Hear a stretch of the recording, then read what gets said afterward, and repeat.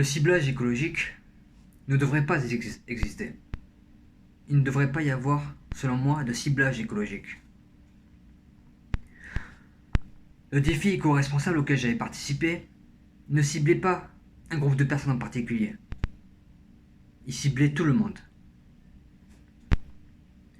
L'écologie n'a pas de frontières. C'est la même chose pour la pollution des véhicules.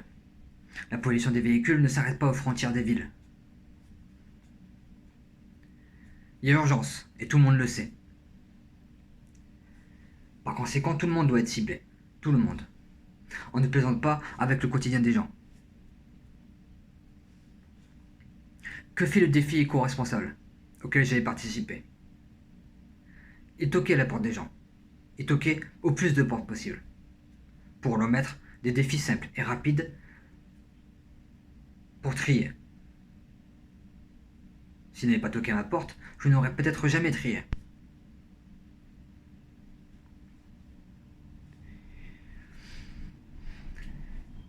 C'est vrai, il toque à la porte des gens. Mais si un jour il y a un problème avec ça, il suffira de se rapprocher des gens d'une autre manière. À leur lieu de travail ou leur lieu de loisir, peu importe. Du moment qu'on se rapproche des gens, qu'on les rend curieux et qu'on les fait participer.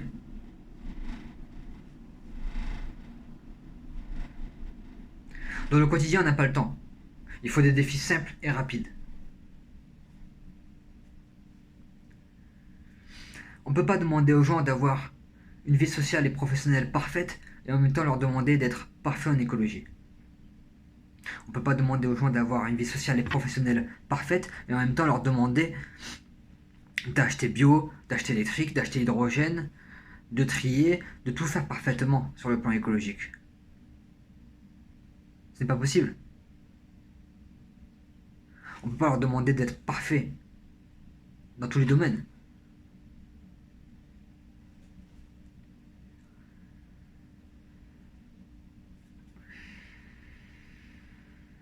Ça fait environ 50 ans. 50 ans que la société se préoccupe de l'environnement. Et environ 50 ans que les gens ne sont pas assez préoccupés, assez impliqués, assez concernés par l'écologie. 50 ans. Alors oui, les gens sont de plus en plus concernés, c'est vrai. Les gens sont de plus en plus impliqués, c'est vrai. Mais force est de constater qu'ils ne le sont pas assez. Force est de constater qu'ils ne sont pas assez concernés par l'écologie.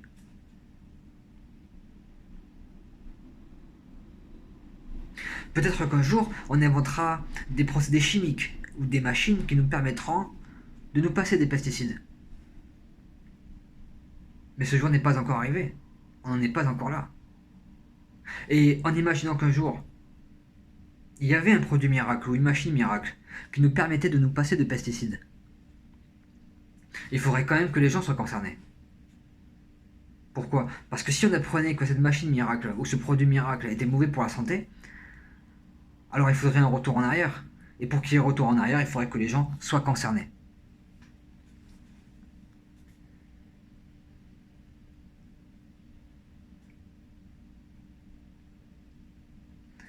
C'est pareil pour les décisions politiques. Pour les décisions politiques, il faut que les gens soient concernés. Parce qu'on ne vote pas toujours pour les mêmes personnes. Et une décision politique, concernant l'écologie, peut changer quelques années plus tard, par exemple. Il faut donc que les gens soient concernés pour permettre plus facilement les retours en arrière.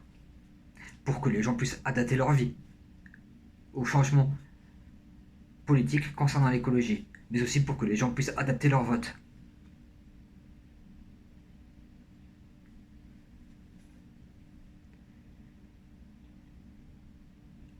L'avantage donc des défis éco-responsables, c'était le fait que c'était des défis simples et rapides. Et surtout, tout le monde était ciblé. Tout le monde était ciblé sans exception.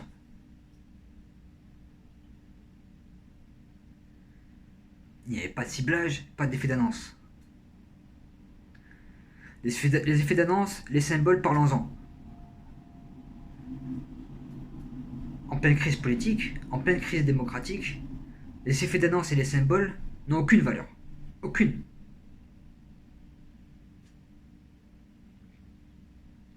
Le système est remis en cause. Et parfois même, le journalisme. Beaucoup de sacrifices et de combats ont été faits pour la liberté d'association. Beaucoup de sacrifices et de combats ont été faits pour la liberté d'association. 2 ans après le début de la Révolution, en 1791, une loi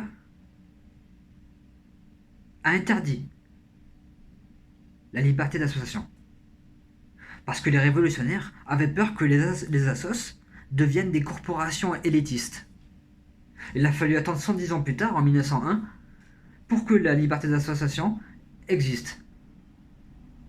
Et aujourd'hui, on est champion du monde du nombre d'assos dans le monde. On est champion du monde en France du nombre d'assos.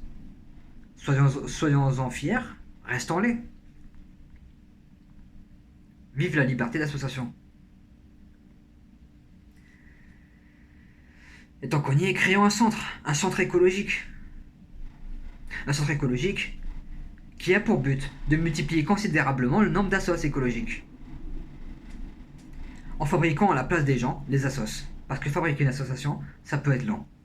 Fabriquer une assos, ça peut être lent. Y participer aussi, ça peut être compliqué si elle est loin.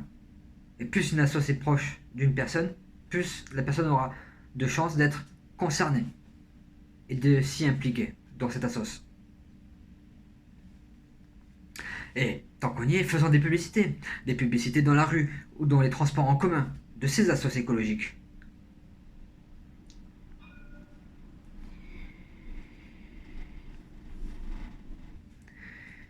Il faut impliquer les gens le plus possible. Si une association n'avait pas toqué à la porte, je n'aurais peut-être jamais trié. Et ce n'est pas à quelques portes qu'il faut toquer. Ce n'est pas à quelques portes, mais au plus de portes possible. Au plus de portes possible. Nous pourrions même donner des trophées à ces assos. Nous pourrions même donner des trophées aux personnes qui participent à ces assos.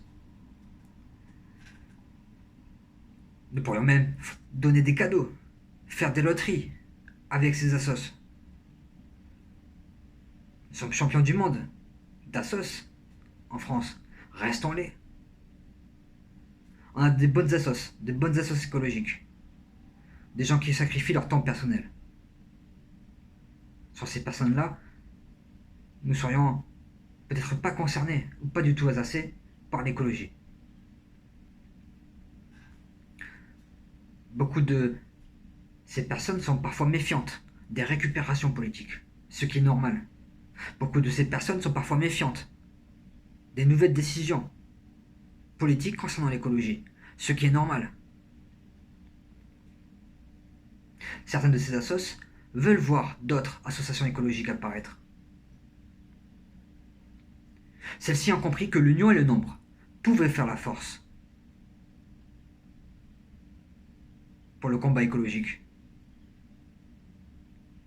Celles-ci n'ont pas peur de voir la réalité en face. Celles-ci n'ont pas peur de voir de nouvelles associations écologiques apparaître. Celles-ci n'ont pas peur de voir d'autres associations écologiques apparaître. On retiendrait que ces associations-là auront été pionnières avant que d'autres soient apparus.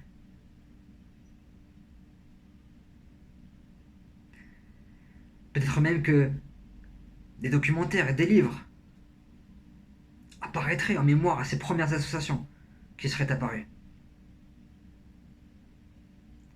Parce que c'est ça qui arriverait si le centre que je proposais de créer se faisait.